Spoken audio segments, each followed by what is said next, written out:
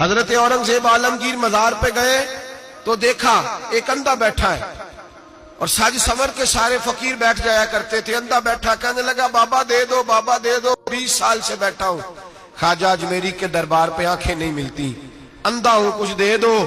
اورنگزیب عالمگیر سرانے کھڑے ہو کے کہنے لگے اچھا 20 سال سے بیٹھا ہے، کوئی نہیں مل رہی؟ کہا نہیں مل رہی. فرمانے لگے 2 سپاہیوں کے اس کے سر پہ کھڑے ہو جاؤ تلواریں لے کے، میں جا رہا ہوں اندر حضرت اجمیری کے مزار پہ حاضری دینے. 21 سال ہو گئے اس کو آنکھیں نہیں مل رہی، اس سے تو حضرت خواجہ اجمیری ناراض ہے، اس کو دیتے ہی کچھ نہیں، اس کے سرانے کھڑے ہو جاؤ، اگر میرے آنے تک، میرے واپس آنے تک ٹھیک ہو گیا تو صحیح، ورنہ میں اس کی گردن کاٹ دوں گا. اس سے تو ناراض ہے، 21 سال ہو گئے میلی کچھ نہیں رہا. اور یہ خواجہ اجمیر کا آستانہ ہے جہاں سے کبھی خالی کوئی نہیں گیا. کہنے لگا اس سے ناراض ہے بابا، میں واپس آؤں گا تو اس کی گردن اڑا دوں گا. یہ کہہ کے اورنگزیب عالمگیر اندر گئے.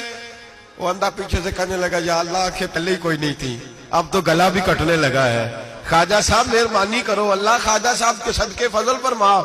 رونے لگا، چلانے لگا. وہ سپاہی کہتے ہیں اس نے اتنی منت کی کہ ہم بھی رونے لگے.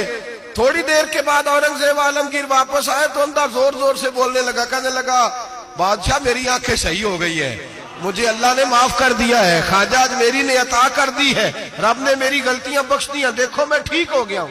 اورنگزیب عالمگیر نے تاریخی جملہ کہا خواجہ صاحب کے مزار پہ کھڑے ہو کے، کہنے لگے او ظالمو، آج کے ظالموں صوفیاء کو بدنام کرتے ہو، بدبختو ان لوگوں پر الزام دھرتے ہو، ان کے دروازے سے بھی کبھی کوئی خالی جا سکتا ہے؟ فرمایا 21 سال ہو گئے تھے، تو نے اندھا بن کے ڈھونگ رچایا ہوا تھا، تو مانگتا تھا، لوگوں سے مانگتا تھا، ڈھونگ رچایا ہوا تھا. آج تو نے موت